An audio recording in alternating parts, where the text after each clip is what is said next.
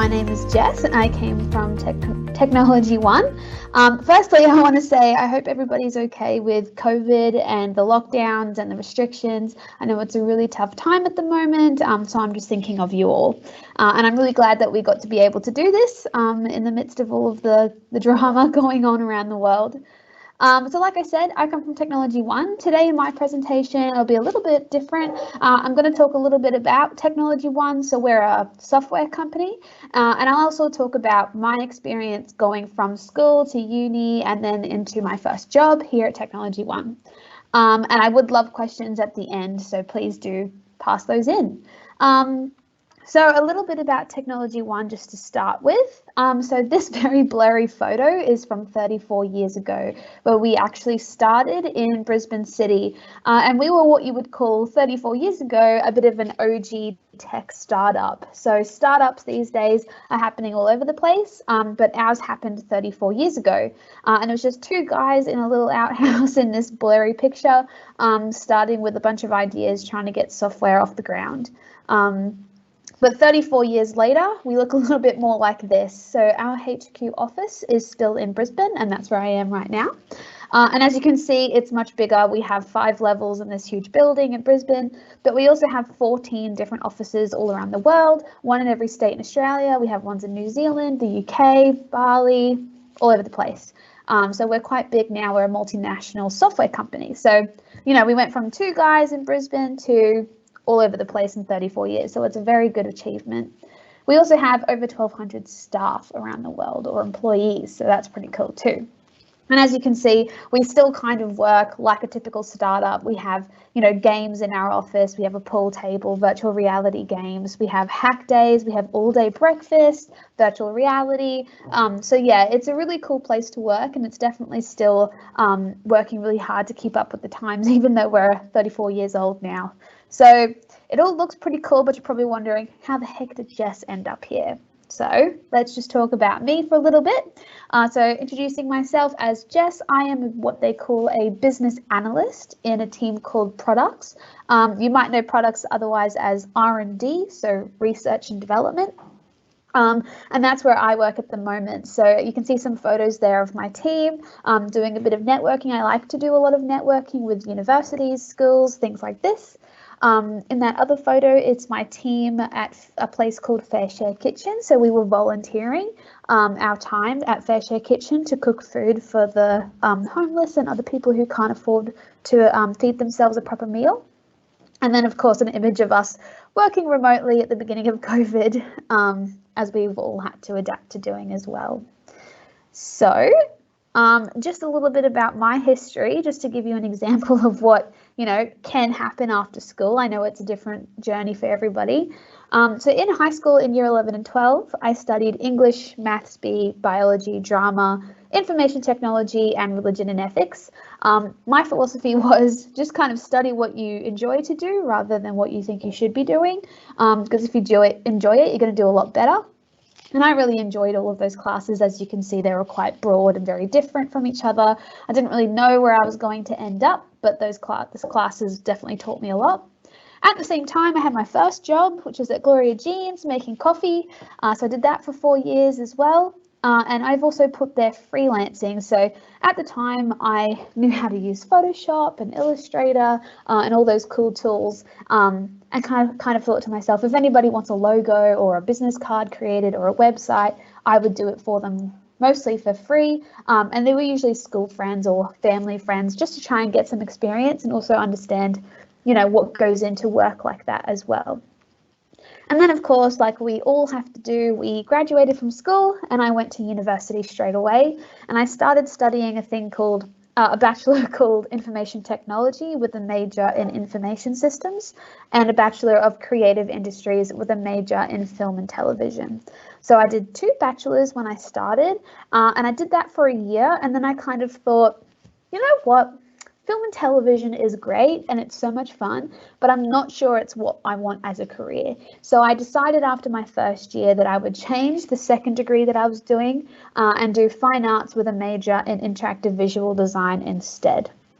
And that second degree complemented my IT degree a lot more.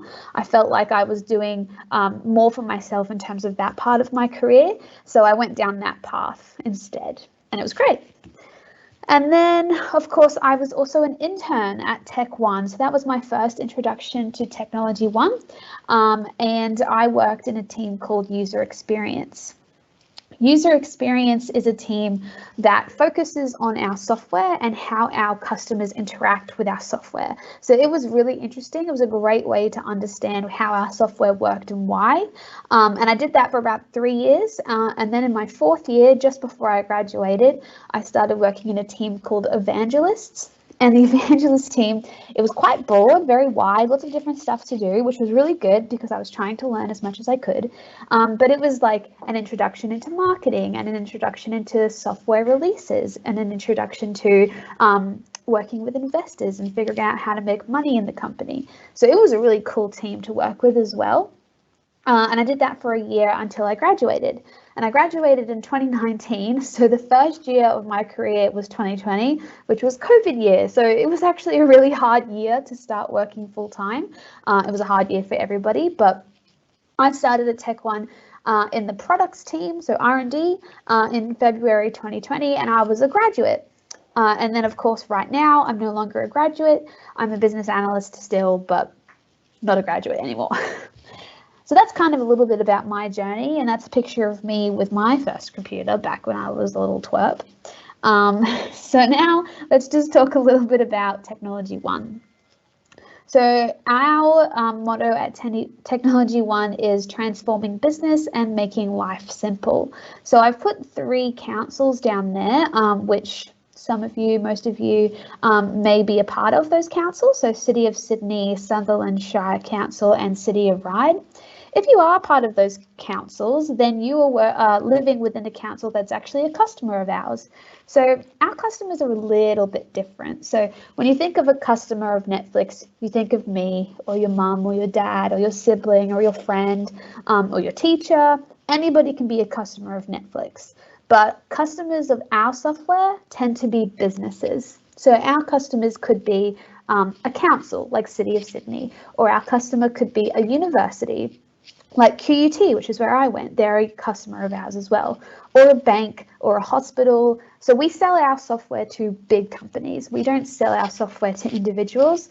And the reason for that is we create enterprise software. So if you are a part of those councils, the City of Sydney, Sutherland or City of Ryde, then you've probably used our software before, because our software looks after things like rates, bills.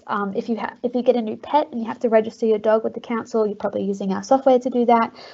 Your bins, so the bin trucks that come around pick up your bins, they use our software as well. The councils is just one example, but we have software for, like I said, hospitals and universities and non-for-profit organizations. There's so many, but those are just some examples. So our customers are a lot bigger than individuals, and we don't sell our software to individuals. It really is just companies. So what does our software actually look like? So this is just one example of our software. This is our end user software, so something that somebody in a council would use. So as you can see, it's on a mobile phone. But like Dan said before, our software is actually SaaS software, or software that's in the cloud. So our software can be accessed from wherever you are, as long as you have a connection to the internet. And it can also adapt to whatever device you're using. So you can look at our software on a phone, you can look at it on a laptop or a tablet. It works from wherever you are, and it updates from wherever you are as well. So it's clean, modern, easy to use, and that's just one example of it, but our software can be really powerful.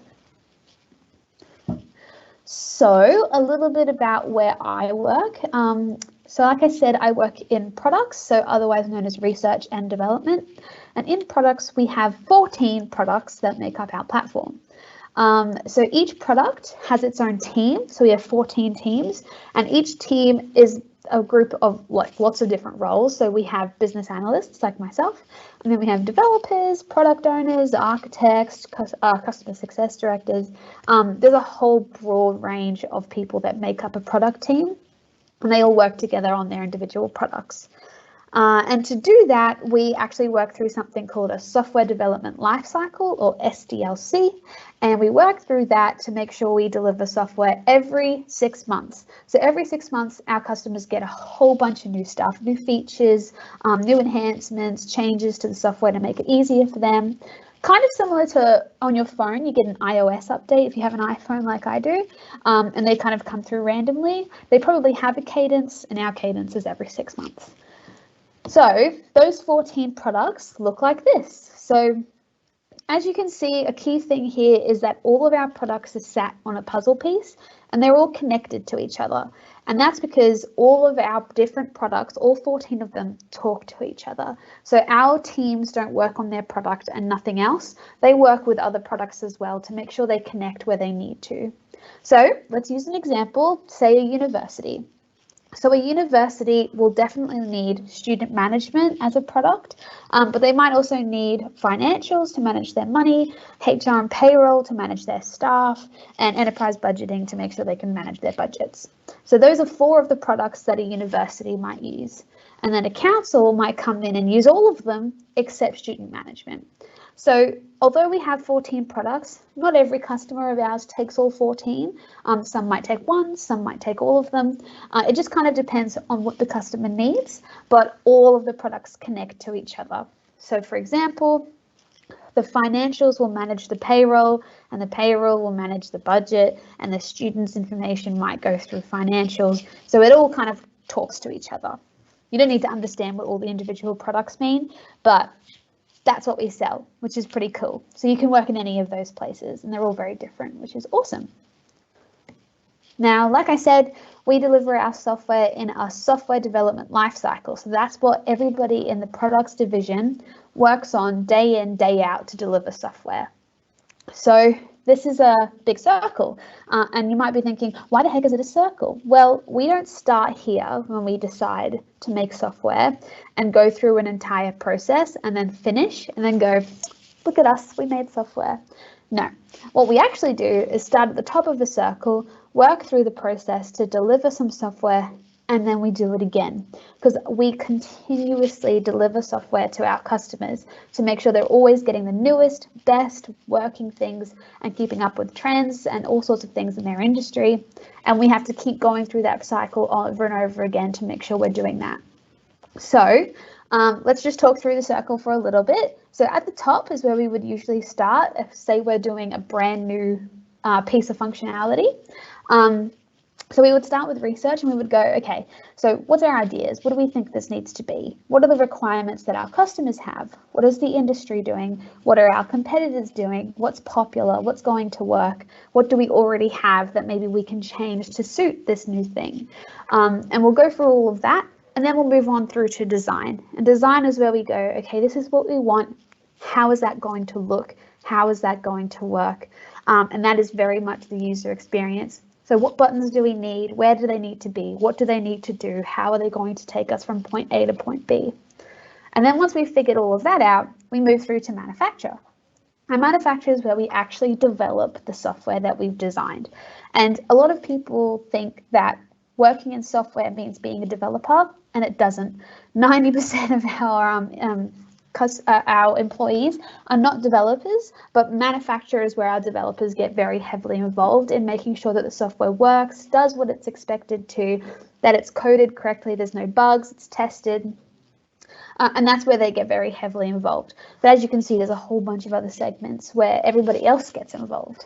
So then we do move through to prove, and we make sure that the software does what it's expected. So we usually give our software to maybe 1 or 2 customers and say, hey, this is this new thing. Can you prove it out for us and make sure it's doing what you expected it to? Make sure we've not missed anything, make sure it's all working. And they do that for us. And we have lots of customers who are willing to help us in that space. And then we move through to adopt. And adopt is where we go, okay, we've done it, we've proved it, it's what we think it needs to be, now let's sell it to the rest of our customers. And that's that point there, and we show it off and we go, look at this shiny brand new thing, come and get it, kind of thing. And then once all that software is out the door and our customers have it, we need to make sure we support them. So for example, if a customer's got this brand new functionality and it doesn't work how they expected it to, or maybe something breaks, we need to make sure we support them. So we talk to them very closely during that period of time. And then we go back to research and we go, oh wow, look at that amazing thing that we just built. Can we improve it at all? Or maybe a competitor of ours has done something but done it better. How can we improve ours? And we go back to research. So that's the cycle that we follow day in, day out to make sure our software is the best, that it's working well, that our customers are happy, and that we're delivering 6 monthly releases to our customers.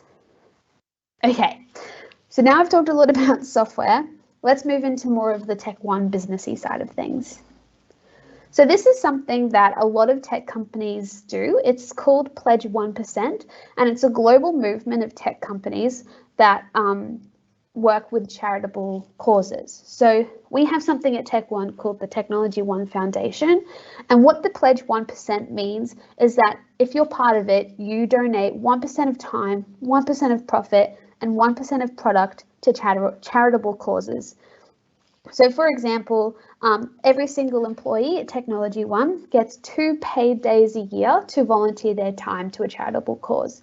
So like I said earlier in my presentation, my team and I, we went out for a day and spent it at Fair Share Kitchen, where we spent a whole day in the kitchen cooking meals, preparing meals, grouping meals together for those less fortunate who don't know where their next meal is coming from, say the homeless or people in domestic violence situations who are fleeing. And we spent a whole day cooking those meals and understanding that process and helping them the best we could. So that's a really awesome thing that Technology One allows us to do. And I would encourage you all to keep an eye out for other companies when you're looking for a job who have that social conscience and give you that opportunity to make sure that you're making a difference in your community as well as in the company that you work for. So definitely something I would recommend looking at, and definitely something that really makes you bond with your team a lot more than just working with them every day. You actually extend that relationship with them by working with them on something very different to your day-to-day role. Cool. So what can you do from here after I've just spoken at you for a very long time? Well, this is some pictures here of something that we have at Technology One called the Big Game. So not the big day in, the big game. And the big game is where we get a whole bunch of university students and they come into our office. Yes, those photos are from our office. And they spend a whole night with us playing games, doing challenges, networking. We feed them as well, food and drink. And we just get to know all of the students and what they're doing. So one, we can hear about what students are learning at university so we can stay ahead of the game. We can introduce ourselves to the university students and make us look like a really good place to work because we want people to work for us, but also so that they can see us and go, oh my gosh, I really, Technology One's awesome, software is awesome, I want to be there.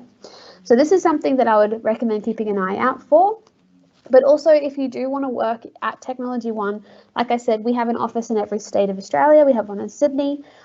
So we post on our careers page online all the time. So just go to technologyonecorp.com and then go to careers. We have so many jobs up there all the time.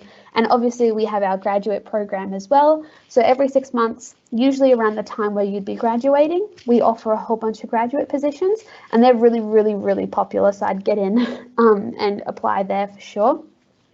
And that's a really good way to start your career as well. Okay, and now questions. If anybody has any questions. Yeah, thank you, Jess. We have a few questions for you. Yep. Jess, what is the best experience of working for Technology One? The best experience. Okay, obviously I've had a lot of amazing experiences working at Technology One, but the best thing for me is that Technology One is one of those companies that has consulting, sales, marketing, development, evangelist, user experience. We have everything within our company. We don't use third parties for anything. And that gives me a really good opportunity to figure out what I like all within the same company. So for example, I've already been in 4 different roles since I've been at Tech One, and I haven't had to change jobs to do that. I've just asked and said, hey, I might be interested in this certain role. I don't know though, because I've never done it. And they've just said, that's all good, off you go, have some experience, tell us what you think, you might come back to us, you might go and do that job, but it's a really, really cool place to actually explore what you want to do, because we're so big and we've got so many opportunities and everyone wants you to get to know the different parts of the business. So that's probably the best experience that I've had, is just the opportunity to switch around and try different things. Yeah, that sounds really interesting. Yeah. Another question. What exactly does a business analyst do, and how does it relate to IT? Good question. So a developer is somebody who writes code and creates software. And then we've got designers who design what the screens look like. Business analysts, we very much talk with the customers one-on-one or in groups, and we make sure that the customer's requirements are being met in both the design and the development. So our job is to work with user experience and work with developers and kind of be the voice of the customer when the customer isn't there. So our primary role is understanding customers in and out and making sure that what we're designing and developing is what customers want. So what we do is we write requirements, we write designs up, we make sure we do all the research and make sure that what we're doing is up to standard, and we just work with the team that way on more of the business side than the actual technical development side. So I might say, I need this to happen, and the designer will say, and this is what it's going to look like, and then the developer will go, and this is how it's going to work. So I don't do the design or the development. I just say, this is a requirement we need to do for our customers, and then work with the rest of the team to make sure it happens. Yeah, cool. This is another question. How did the 2 Brisbane workers start Technology One? What was the idea and how did it grow so fast? Good question. So we have that entire story on our website if you want more details on it, because I'm not going to say the whole story now. But the guys' names were Adrian DeMarco and Lee Grice, and they got together. They were friends. They knew each other from a previous job. And Adrian actually had another friend that he knew of that he pitched his idea to and basically asked for money, which is what an investor would do. And he said, cool, sounds good. Here's some money. See if you can get a team together and get it rolling. And then once you get your first customer, that's kind of how you continue from there. So his idea was just using software. So obviously 34 years ago, technology was very, very, very different. It didn't look like a laptop. It was a big screen with numbers and letters on it. That was literally all it was. And that's what they started with. And their whole idea was just making that easier. So like I said, simplifying, making life easier for the customer. That's been our motto since day one. And that's what they set out to do, is make all of these processes that already happen really difficult ways easier for customers. So that's what they did. Like I said, on our website, our entire story is on there. You can hear from Adrian himself. He's very, very, very passionate about the business and how it started. So I would recommend that. But my advice would be, if you do have a good idea, find someone who also thinks it's a good idea, who is also willing to lend you money and or help, and then you can just see where you go from there.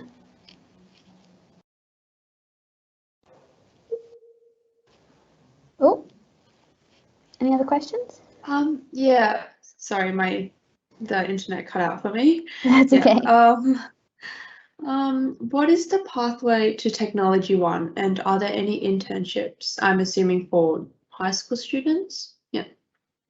Yeah, so we don't actually do internships for high school students either, unfortunately, mostly because, you're at a point in your life where, you shouldn't know too much what you want to do. And university helps a lot in that space, figuring out what you want to do. But what I would highly recommend is following us on social media. So follow us and other tech companies, of course, as well. Most of them have Instagram, like Facebook, LinkedIn. LinkedIn's a really good one because you'll see job opportunities come up on LinkedIn as well. So first of all, follow social media and keep up to date. Read all of the articles, all of the posts. Connect with people from the business. So connect with me, connect with other people from Tech One, Microsoft, everywhere. Connect with them, talk with them, comment on things, get your name out there, and then once your name's out there, you'll find opportunities like this one, like going to the big day in. Don't say no to anything. So whilst you're in high school, if your teacher says, hey, this thing's happening, or this event, or this competition, do you want to be a part of it? Say yes, because that's the best way to kind of get your foot in the door. Networking opportunities as well. So join clubs. Clubs are a really good one, inside of school and outside of school, and just kind of meet people, because then by the time you're in university and you do want to do an internship, people already know who you are, they know what you're capable of, and they'll take you on. Same with us. And yes, Tech One does do internships for uni students. You just keep an eye on our website, because that's where we put it all. Cool. Here's another question. Yeah. How does it feel working as a female in a male-dominated industry? Ooh, very good question. So Technology One's actually really good with our diversity, and we have a lot of diversity, what are they called, strategies to make sure that we remain very diverse. It actually is not as difficult or scary as you might think, because the women that are here are awesome, very strong, very, very intelligent, very inspirational women, but the men are too, and I don't get looked at as a woman. I get looked at as a strong, working, very intelligent person that just works in a team that's majority men. And to be completely honest with you, majority men isn't even really majority anymore. Things are changing so quickly, and diversity is definitely one of them. I would keep an eye out when you are applying for places. Ask the question, what is your diversity strategy? Because if a company doesn't have one, probably not a good look. So definitely ask that question, because you don't want to go into somewhere that doesn't have a strategy for it, and you don't want to be treated differently. I'm not treated differently at all where I work, but I know some places you might be. So definitely ask that question when you're applying for a job. And don't be scared of the stereotypes. If you're a girl wanting to go in IT, don't be scared of the stereotypes. Honestly, go in there and break them. That's what we're here for, is to break those stereotypes down and show people that you don't have to be manly or quiet or nerdy or bad hygiene or whatever the other stereotypes are for IT people. Go in there and break them. That's what I do every day, because I don't look like an IT person, but I am. So that would be my advice. Yeah, I think we have time for one final question. So your role as a business analyst, do you have to code? Nope. Thank goodness too, because I have no idea how to. So if you're into code, so we have a variety of business analysts at Tech One. Some do know how to code. Some were developers, and they've decided that they'd rather work with customers, so they've become a business analyst, and they work more closely with developers just because they understand that language more. And then you have business analysts like myself who don't know code, don't know anything technical, don't know software architecture at all, and just know the customer really well, know the business, know the industry really well, know how to solve problems really well. And that's the kind of business analyst that I am. And a business analyst doesn't mean technical at all. In smaller companies, it might do, just because they're looking for somebody with a broader, set of skills. But you can be technical and you can be really not technical. I hated code in school and uni. I hated it. I didn't get it at all, didn't have fun. So I went down the other route, which is why my major was information systems and not computer science, because I preferred the business customer side. So no, I don't code, and no, you don't need to. Yeah. Thank you, Jess. That's all right. Yeah. Thank you, Jess, for your insights and sharing your experience about IT careers.